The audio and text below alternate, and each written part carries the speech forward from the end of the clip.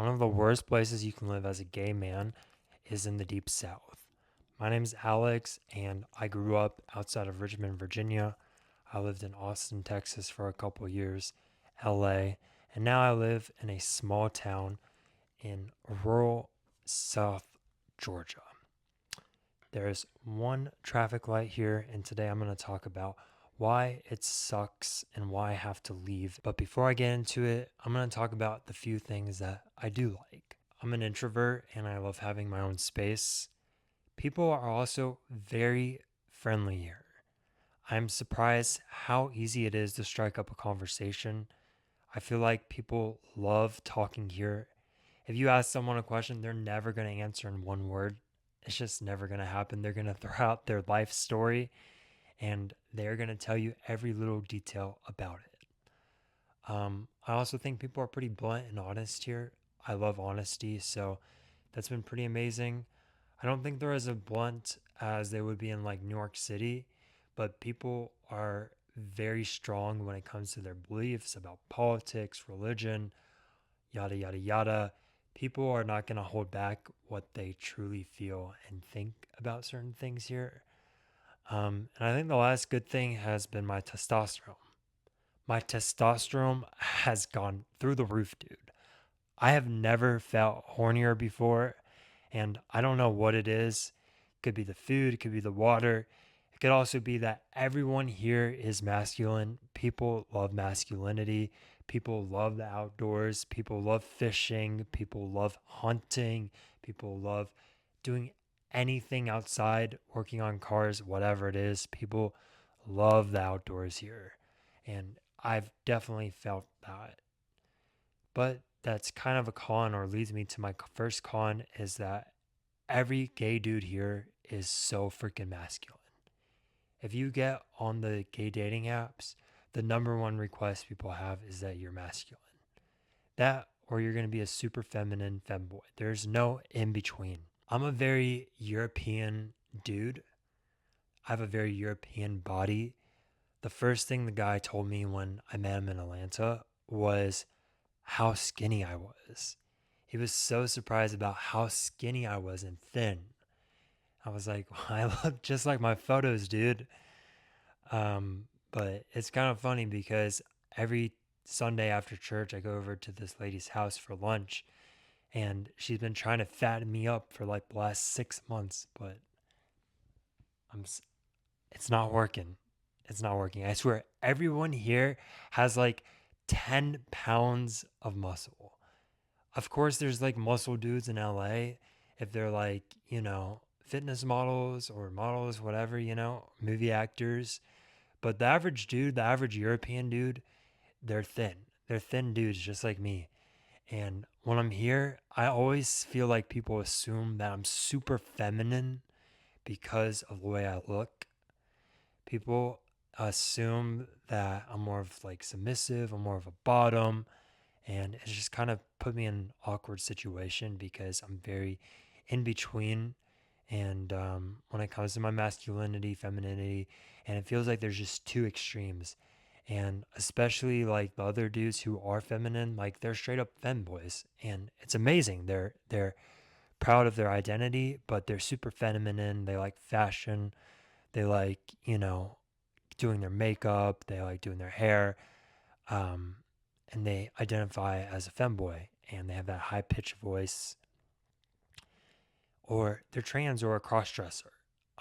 It's very black or white. You're either very masculine or you're feminine, trans, cross dresser kind of person, which is fine, but there's like no in between. So I feel like I really don't fit in, which leads me to my next con is there's just like no gay people around. I've met one gay person so far, and that's been it. A few others, but for the most part, like there just aren't a lot of gay people. And if they are gay, you have no idea. There's zero clues. They blend in with everyone, which is crazy. They have all kinds of like normal jobs, like mechanic, manager, grocery store, et cetera, et cetera. They don't have a very like gay job, which makes it really hard to find the gay people. And a lot of the men like that I play pickleball with, a very, very gay sport, They all have wives, they have kids. And I'm not talking about like the 50-year-olds or 60-year-olds who have grandkids too. I'm talking about the 20-year-olds. There are a couple 20-year-olds that already are married and have kids. There are married men, straight men with wives who are like 26, 28, 29. And as much as I want to be their friend and hang out with them, we're probably just never going to hang out because we don't see eye to eye. I watched like the Super Bowl, I watched a few football games, I watched a few baseball games, but I'm not super into those things. I like software, I like building stuff, I like technology. I like, fun things like that. And we're just not going to see eye to eye. So it makes it really hard to have friends and to hang out with anyone. And if you're a little different, people are going to judge you. People do not like change here. People love doing the same old, same old. Even if it's like 100% better way of doing something, they will not do it because they like the same old, same old. They don't like anything outside of Georgia. Anything outside of the small town in South Georgia, they do not like. They don't feel comfortable.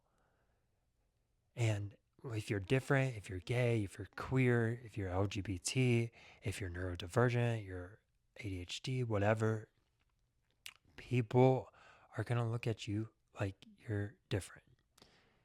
And even if you have the most amazing thing ever and you're a good person, people are going to look at you like you're not.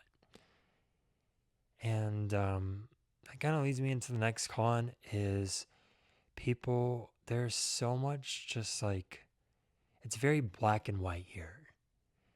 And I love black people. My first girlfriend in middle school that I took to the middle school dance was a black girl named Charlize. I love black people. I still love black people. I think they're so funny and amazing and attractive. And when you go into a small town in the South, it looks very segregated. There's the black side of the town, there's the white side of the town, there are the black businesses, there are the white businesses. When I go to church, everyone's white except one black family.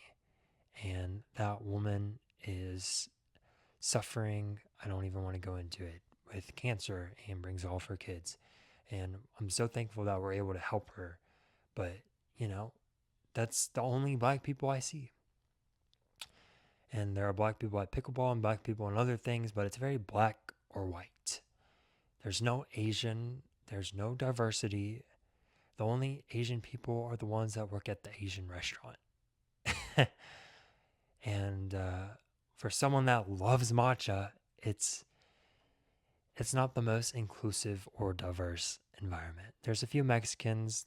When you go to the grocery store in the international aisle, there's a bunch of tostadas and corn tortillas and Mexican spices, but that's about it. Next thing I really don't like is the politics. The politics get very old. People are unapologetically MAGA here, and they will let you know that. Even though everything that happened and that is happening in our country, people are MAGA and they are not going to change. And they're going to tell you that they are never going to change. It doesn't matter what the president does, they're going to vote Republican.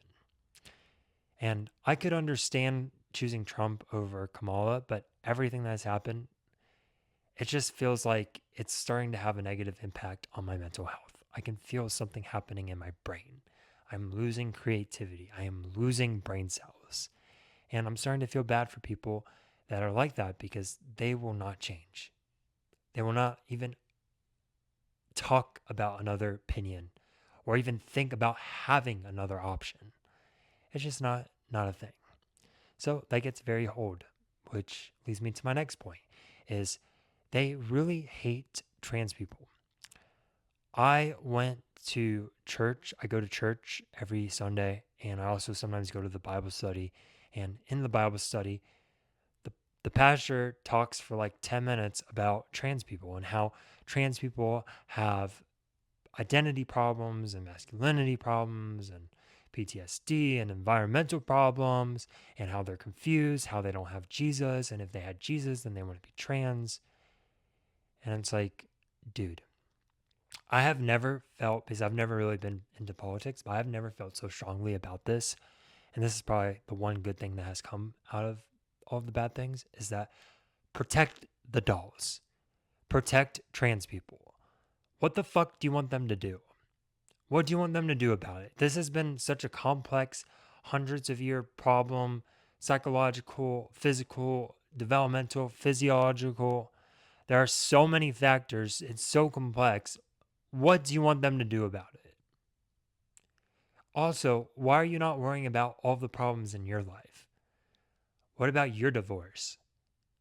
What about all the hatred and hateful things that you say and do? What about all the gossip? What about all the lust? What about all the things that you don't do as a Christian? And what's crazier is I've seen zero trans people and I have been here almost a year. There are no trans people here. It's like 1 in every 10,000. I promise you, trans people are not an issue here in South Georgia. So, yeah, I just can't do it anymore. I can't do it anymore. I'm done with it. And the last thing I'll just talk about real quick is just the poverty. I have never seen, I'm an empath, and every time I drive anywhere, I see people on the side of the road, and it's like the saddest thing ever because, there's just zero opportunities here. At least in LA and in big cities, there's so many work opportunities. You can literally sit around all day, do background acting, and you make $200 or $300 after taxes. And you're fed lunch, breakfast, and dinner. And you just sit around. Half the time, you're not even on set. You're just in holding, sitting there. And you can be homeless. If you look homeless, they're going to be like immediately interested in working with you because they need people that look homeless. They really do. And then all the homeless people, they have so many opportunities, so many ways to get back on their feet. They have so many things. And of course, there's plenty of homeless people in LA. You can't go anywhere, especially in downtown. They're like Skid Row. No, hell no. But at least they have so many ways of getting free money, so many California opportunities that, they're, and the weather is so nice and beautiful. Like it's not the worst thing in the world, dude. Like here, it's so sad. They have no opportunities. When you go to the post office and you see the salary, they're hiring for like 32,000 a year or 40,000 a year, and groceries here are more expensive than they are in LA because there's like no competition here. There's one grocery store here. It's like a little communist city. Everyone works for the government. Everyone's military. Everyone works for some part of like a school or the government. Literally everyone. Or there's like one big company here, and that's it. There's no other jobs. It's the most communist, craziest thing. But of course, no one sees it like that because as soon as they think about a big city, they're like, oh, they're socialists, they're communists. And it's like, well, at least in LA, there was competition and my groceries were nowhere near as expensive. So, yeah, I just wanted to make a video. I'm going to be moving soon, hopefully. My goal, I got my portfolio site together. I have 2 projects on it. I'm working on a third one. And then I'm going to apply to as many possible jobs as possible. I'm sick and tired of being poor. It's awful. I need an income. And the next thing is, I want to tell my parents that I'm gay. And I'm going to let them know that. But the first thing first is I need a job. I need an income. And then I think I want to try St. Petersburg, Florida, maybe Tampa. Tampa's a little more affordable. If I could get a shack, 1 or 2 bedroom, I'd be through the moon, through the roof happy. Maybe somewhere in Broward County near Fort Lauderdale, somewhere outside of a big city where it's not as expensive, but I still can, drive and meet some gay people. Yeah, it sounds like a good life. I have a rare skin condition called ichthyosis vulgaris, so I have to find somewhere hot and humid. I'm thinking about South California again. Or if I can get a remote job, I would love to live in like the Canary Islands, somewhere in Spain, somewhere in Hawaii would be a dream for my health. Maybe San Francisco, it just gets cold there. So yeah, I hope you guys enjoyed it. Peace.